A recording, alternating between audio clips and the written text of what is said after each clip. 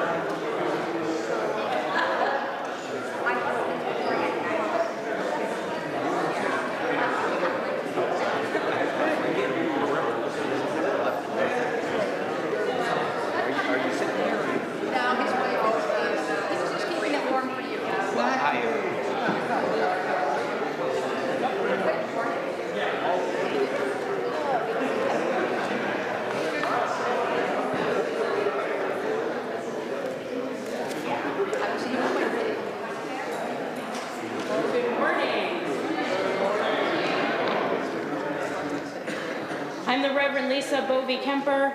My pronouns are she, her. Challenged by our liberating faith, in this community we discover deeper spiritual meaning, nurture loving community, cultivate courageous connections, and partner in the work of justice. Welcome to each and every one of you on the live stream and here in person. We're pleased to have newcomers and guests among us in both places. I encourage you, if you'd like more information about how to get connected and stuff like that, to reach out to our Director of Member Relations, Kelly Green. She's not here this morning. She's taking some well-deserved vacation, which is part of my work as an interim minister, is to encourage your staff not to overfunction and to take their vacation, so yay! But her email is on the screen. We have large print orders of service, personal hearing assistance devices, and an elevator available. There's also a hearing loop in our alternate worship space, which is a little bit quieter sensorially as well, which is the Bernstein room downstairs off the office. We have coloring pages and fidgets in the vestibule if that's useful to you or your children. I want to announce particularly an exciting new class that is coming our way, taught by Paula Gribble. It will be offered twice. It's two separate. I'm reading it and I know the answer, but it's the way it's written is confusing me. So there are two offerings of the class. One is in person on February 17th, and the other one is on Zoom, the 15th and the 22nd. So the first class is all in one chunk, in person. The second class is two shorter sessions on Zoom.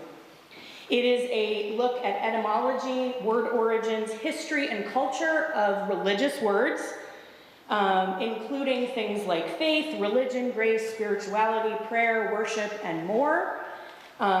We hope that you will join. I hear from other congregations that Paula has served that this is a very popular and helpful conversation course.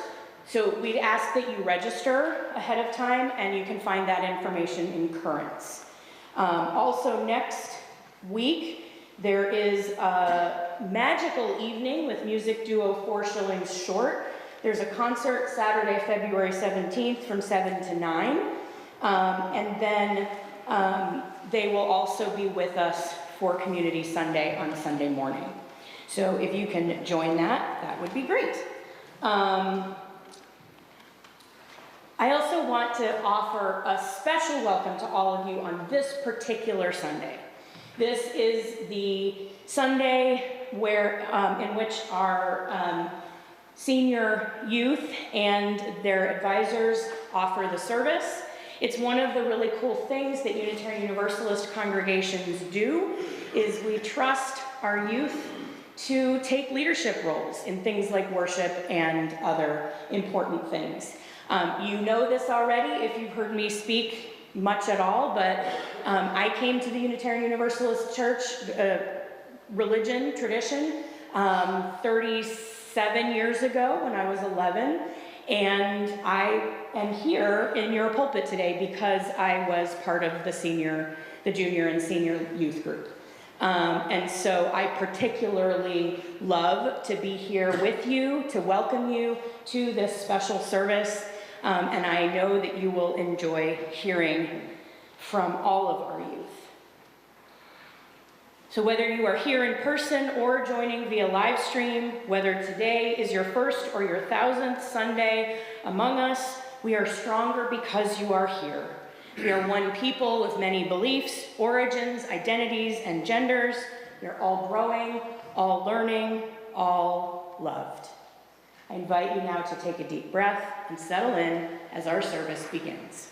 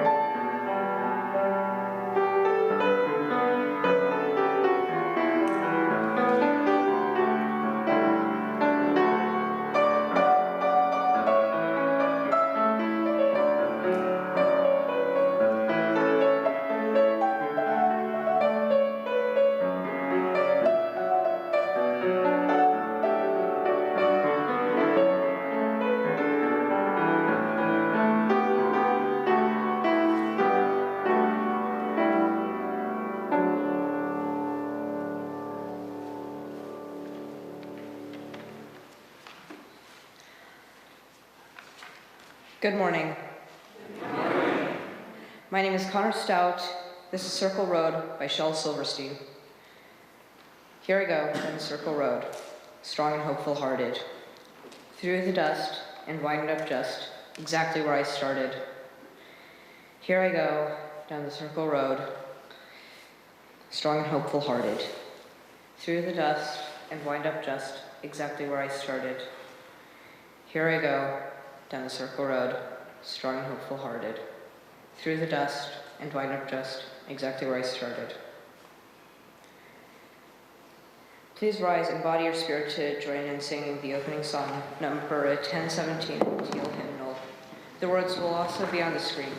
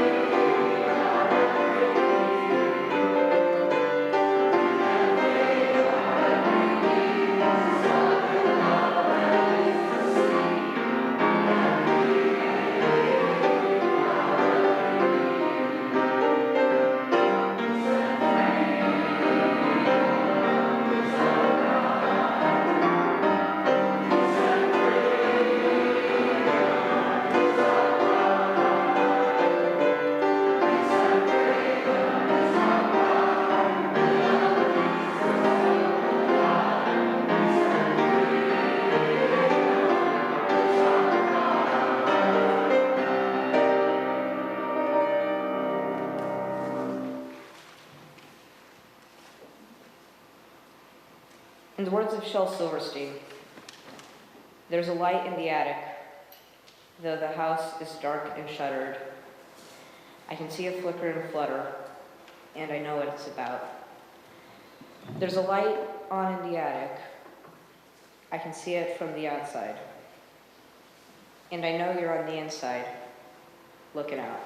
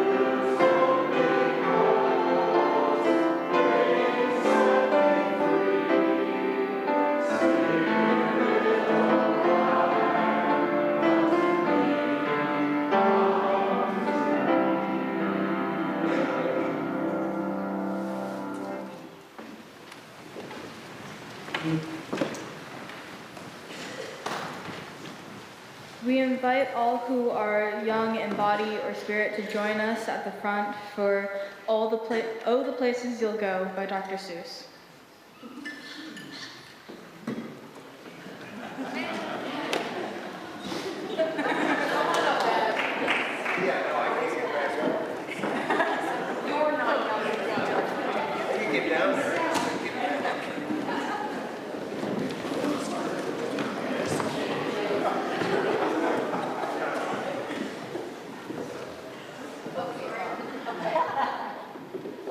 Do you want to sit with me in the place for people that don't have good knees?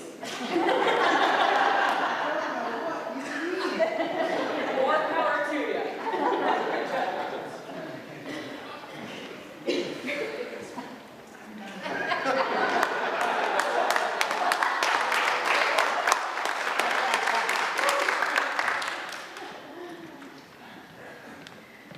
Congratulations. Today is your day. We're off to great places. You're off and away. You have brains in your head. You have feet in your shoes. You can steer yourself any direction you choose. You're on your own, and you know what you know, and you are the guy who will decide where to go. You'll look up and down streets. You'll look them over with care. About some you'll say, I don't choose to go there. With your head full of brains and your shoes full of feet, you're too smart to go down any not so good street. And you may not find any you'll want to go down. In that case, of course, you'll head straight out of town. It's opener there in the wide open air. Out there, things can happen, and frequently do, to people as brainy and footsy as you. And when things start to happen, don't worry, don't stew. Just go right along. You'll start happening too. Oh, the places you'll go. You'll be on your way up. You'll be seeing great sights. You'll join the high flyers and soar to high heights. You won't lag behind because you'll have the speed. You'll pass the whole gang and soon take the lead. Wherever you fly, you'll be the best of the best. Wherever you go, you'll top all the rest. Except when you don't, because sometimes you won't.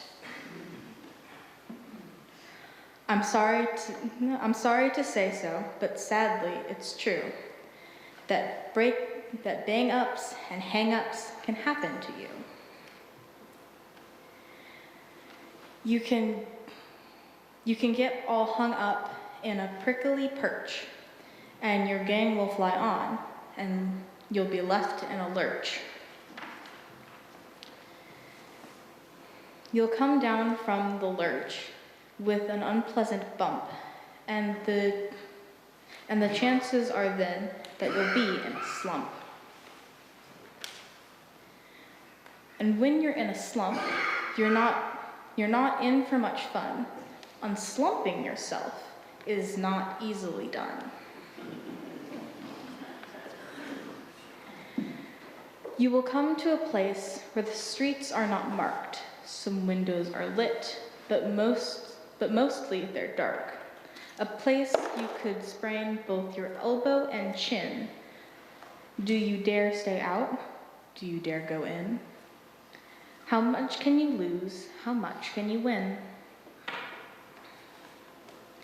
And if you go in, should you turn left or right and 3/4, or maybe not quite, or go around back and sneak in from behind? Simple it's not, I'm afraid you will find, for a mind maker upper to make up his mind. You can get so confused that you'll start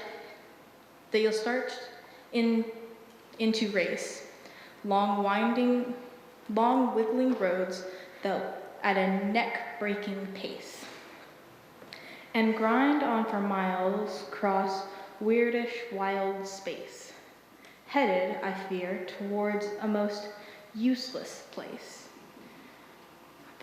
the waiting place. For people just waiting for a train to go, or a bus to come, or a plane to go, or the mail to come, or the rain to go, or the phone to ring, or the snow to snow, or the waiting around for a yes or a no, or waiting for their hair to grow. Everyone is just waiting. Waiting for the fish to bite, or waiting for the wind to fly a kite, or waiting around for Friday night, or waiting perhaps for their Uncle Jake, or a pot to boil, or a better break, or a string of pearls, or a pair of pants, or a wig with curls, or another chance. Everyone is just waiting. No, that's not for you. Somehow you'll escape all the waiting and staying. You'll find the bright places where the boom bands are playing, with banner flip-flapping, or once more you'll ride high, ready for anything under the sky, ready because you're that kind of guy. Oh, the places you'll go.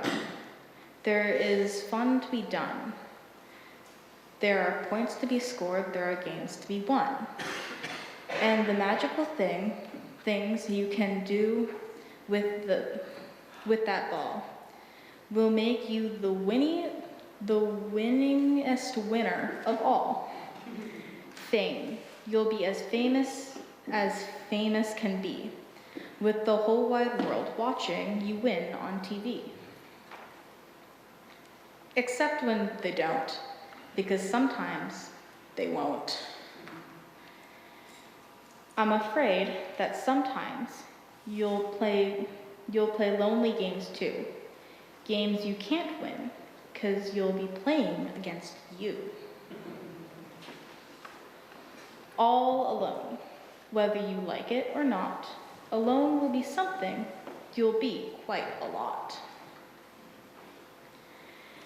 And when you're alone, there's a very good chance you'll meet things that scare you right out of your pants. There are some down the road between hither and yon that can scare you so much you won't want to go on. But on you will go. Though the weather be foul, on you will go, though your enemies prowl. On you will go through the heckin' cracks howl, onward up many, a frightening creek, though your arms may get sore and your sneakers may leak.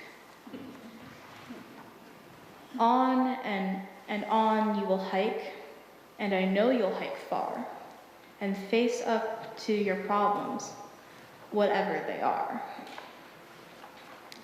You'll get mixed up, of course, as you already know. You'll get mixed up with many strange birds as you go.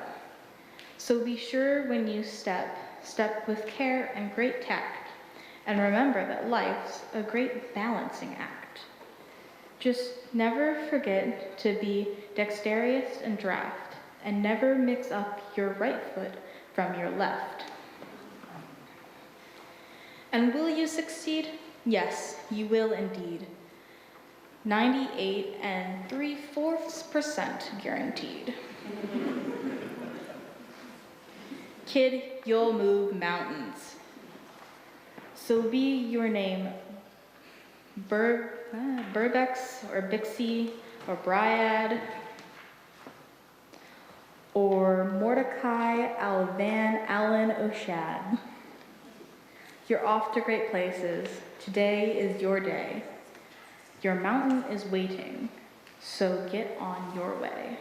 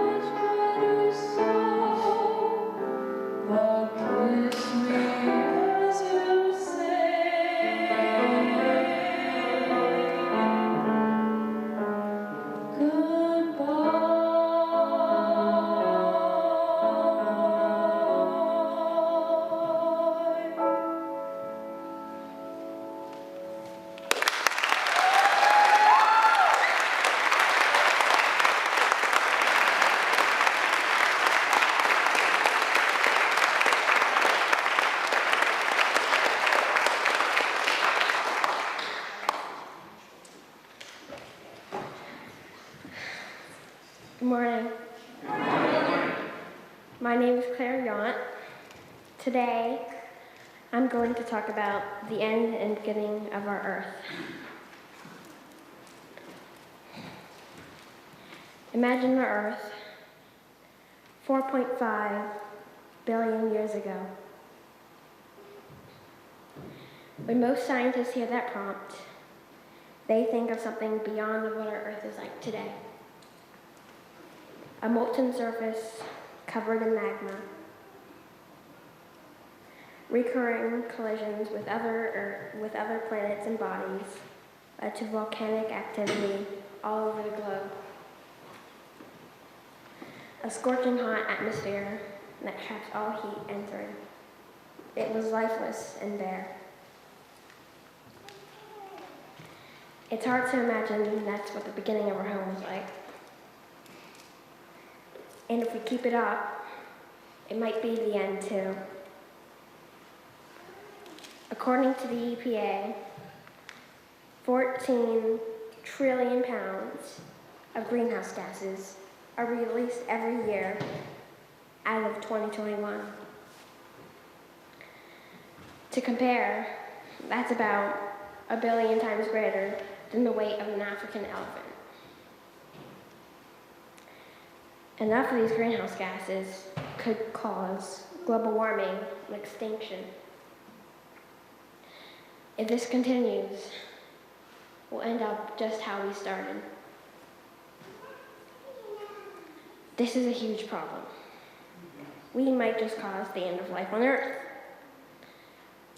And this isn't just a situation that popped up that we can't control. We caused this and can't control it, but we choose not to. Humanity needs to step up and fix what they broke. And it's not that hard to fix this. We can turn off unneeded lights, use more solar panels, and just in general, buy less plastic waste. Of course, the demise of life on Earth isn't guaranteed to be man-made. It's entirely possible that the factors such as the sun expanding, or the collision of a planet or asteroid could cause it. Honestly, wouldn't it be better that way? We don't want to cause our own extinction, do we? So, rather, in a desperate attempt to fix the problems we made, let's end our legacy with a Big Bang. Thank you.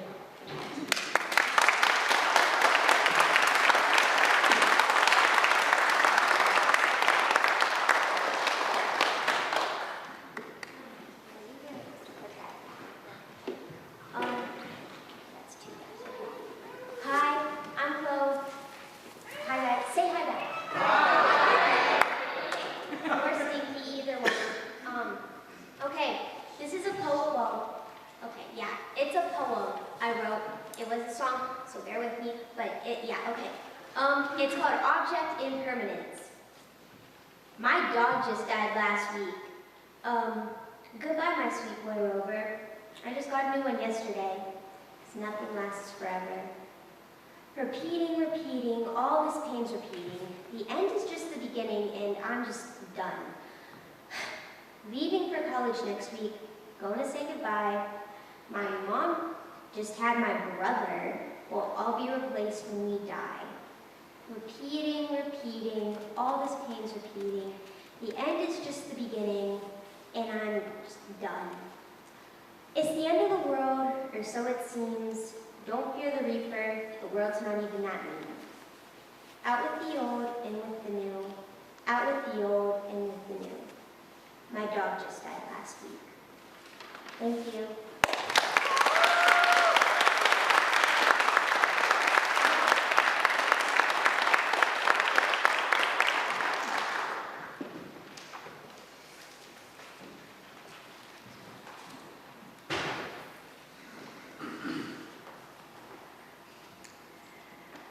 I am currently about halfway through a year of ceramics at my school, and I'm learning a lot about a new art process, the beginning of a new way of expressing myself through art. At first, I had to learn to make mistakes, that things were going to be lumpy and weird, but that is just a beginning process. The piece behind me is a pinch pot I made and is my first finished ceramics piece. At first, I was really critical of how it would look, whether I thought it was too lumpy, too small, or I just thought it was plain bad. Guess I had to learn to be okay with being a beginner in something. Yes. These are some of my first thoughts about my work. About halfway through, I thought about smashing my piece and starting over, but I didn't want to start over 2 to 3 days of work. And the second photo is 2 to 3 days of work, which doesn't look like a lot of progress, but being a highly critical perfectionist on unimportant things, it took me a while to smooth down a lot of the cracks and lumps.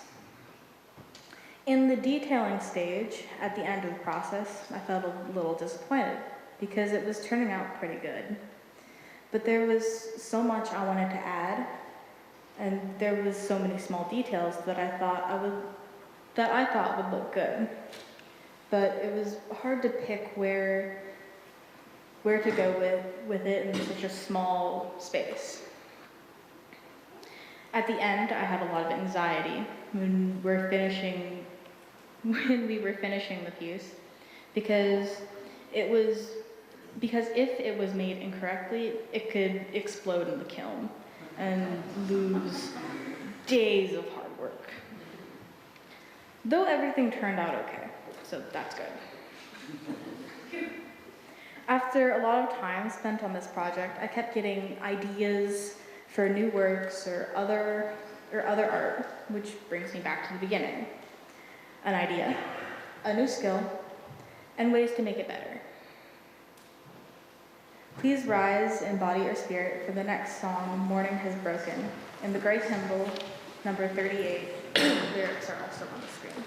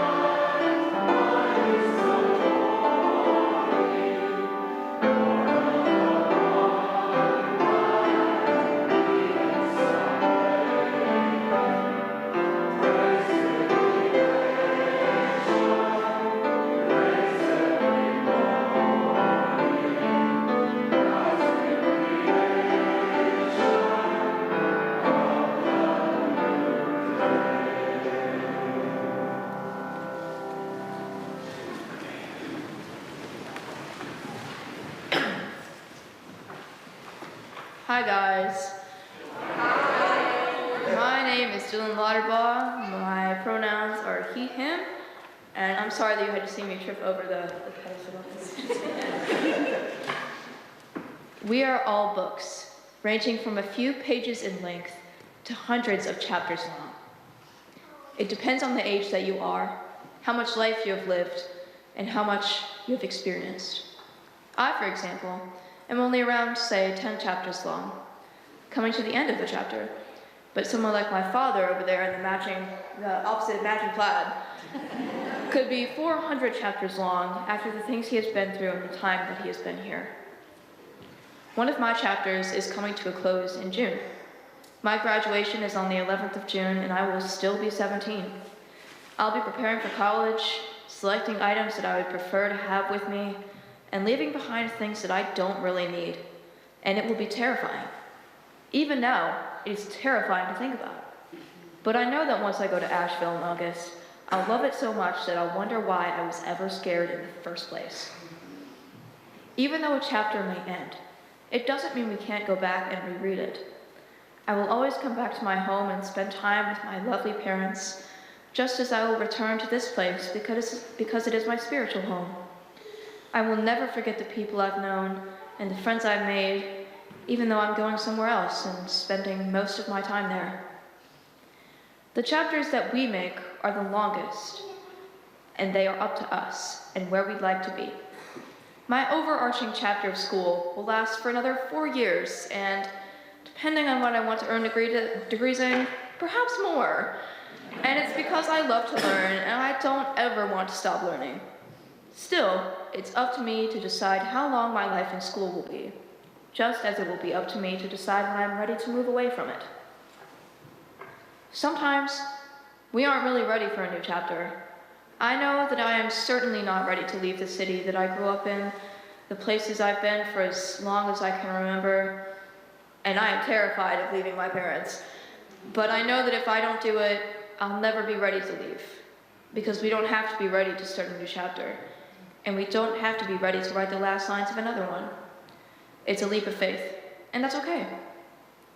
This reflection is, for all intents and purposes, my version of telling you that all my chapters here, both in Charlotte and the UUCC, is coming to an end, because I've never been great at goodbyes, I'm gonna be real. But that doesn't mean I won't turn the pages back and reread this section of my life. This community will always be one of my many, many, many homes in North Carolina, in Charlotte, and in my heart. I will always come back to these chapters and relive part of myself when I return, even when my book becomes unmanageably long and full of words that blur together. I will forever be starting and ending different sections, but this one will be one of the ones that I dog-ear, one that will be torn and shouty because how many times I've returned to it and read it, and one that I will remember for the rest of my life. I can never thank you all enough for everything that you have done for me here, and I promise you that I will keep rereading a chapter of my life titled The Unitarian Universalist Community of Charlotte until the very last page of my book.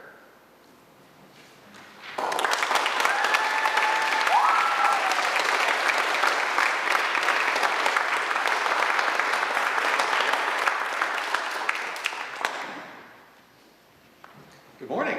Good morning. My name is Peter Green, and I wanted to say how proud and how thankful I am to be able to work with these wonderful and promising young people.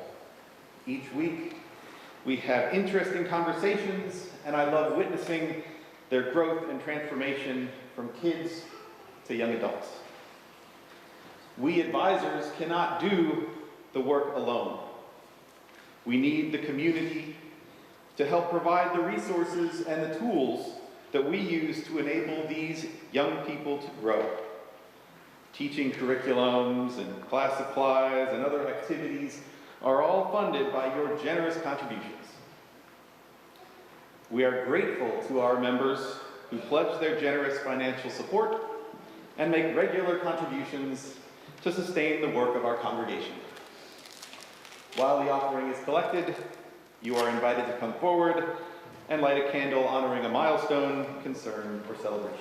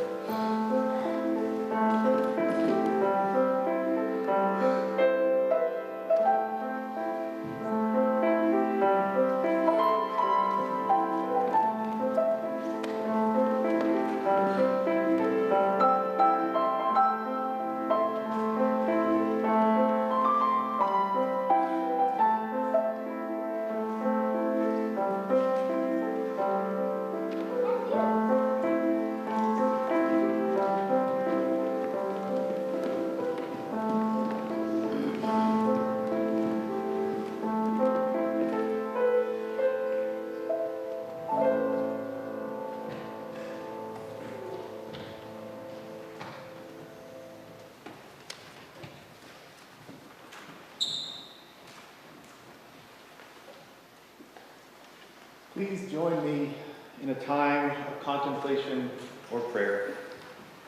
I invite you to breathe deeply. Be present to the spirit of life which is in us and through us and around us, to those human connections that give us strength when we struggle, and celebrate when we are joyful.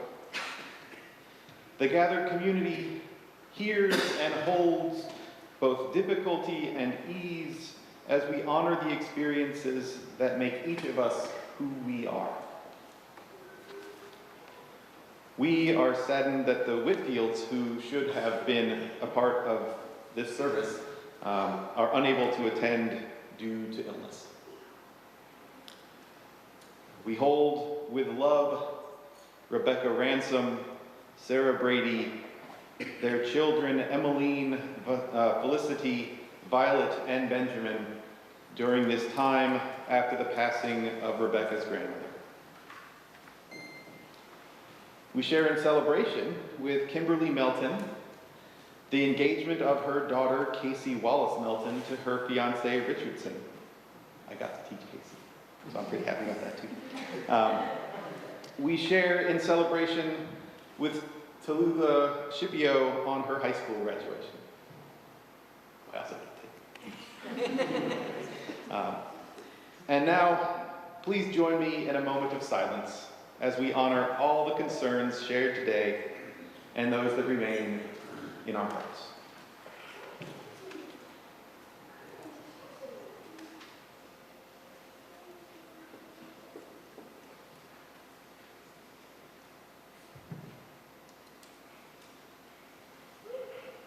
Thank you.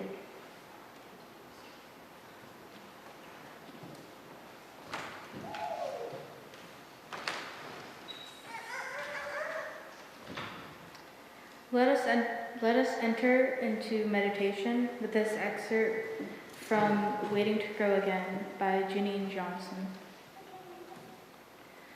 On the bare branches of maple, oak, and elm, tiny leaves are invisibly budding, readying themselves for their debut, a new wardrobe for a new season. We too are waiting to grow again. Like perennial plants and deciduous trees, we don't grow along a singular trajectory, from infancy through childhood into the full bloom of adulthood and the wider unfolding of elder years.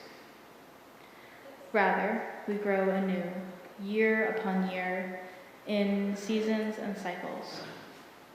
In the cold and dark of winters, real and metaphorical, we hunker down, seek shelter and stillness, convey energy, and so that new vitality can germinate. Please rise and body your spirit to sing the closing song of Obla Da, Obla Dee. The lyrics are on the screen.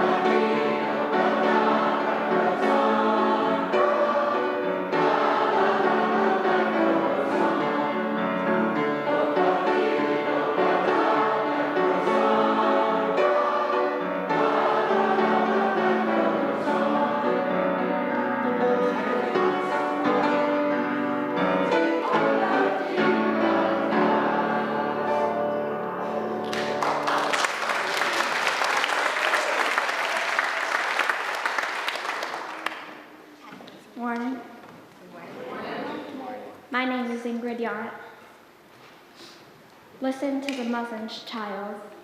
Listen to the don'ts. Listen to the shouldn'ts, the impossible, the won'ts. Listen to the never haves, then listen to me. Anything can happen, child. Anything can be. Please read the words on the screen with me. We extinguish this flame, but not the light of truth, the fire of commitment, or the warmth of community. These can carry in our hearts until we are together again.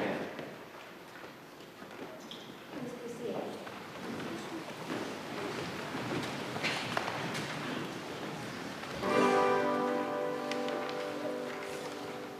Yesterday